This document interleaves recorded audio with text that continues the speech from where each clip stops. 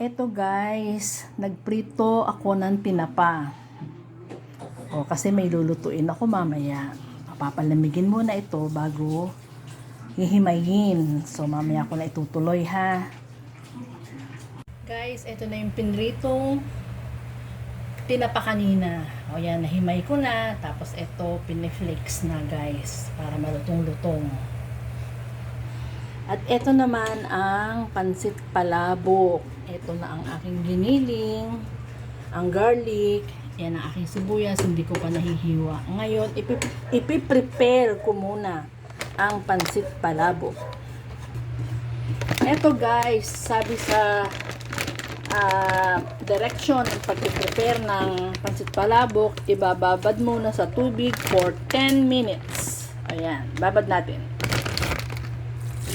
O yan guys, nilagyan ko na lang mantika ang ating kawali. Huwag ninyong hintayin na uminit pa si mantika ng sobra kasi pag nilagay ninyo si bawang, sunog ka agad dyan. Kaya mas okay na ilagay ninyo ng medyo malamig pa ang mantika. O yan. Papupulahin natin ang bawang. Ilagay na natin ang aking sibuyas. Ito guys, ang aking giniling na pork. Ayan o, puro laman yan ha. Ayan. Nag-iingat kasi kami kahit paano, kaya hindi namin lalagyan ng taga.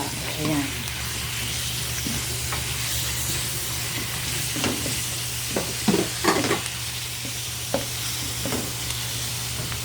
Ito guys, gigisa namin mabuti ang pork. Ayan.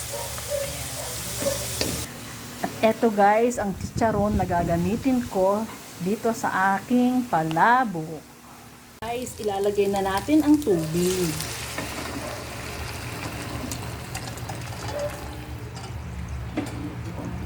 At titimplahan na natin ang sauce ng palabok.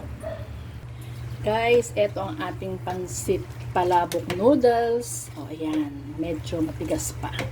Pero konti na lang yan at ma-okay na yan. At ito naman ang ating palabok sauce. Ready na siya. Ang inire-ready ko na lang ay yung mga garnishing.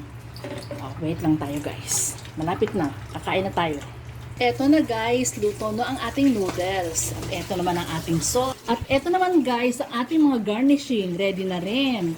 Ito ang ating tinapa flakes. Garlic na pinalutong. Squid.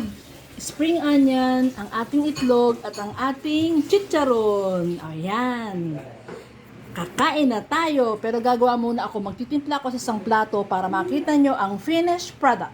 So guys, ang finished product. O ayan. O diba? Mukhang masarap. At ito ang kalamansi.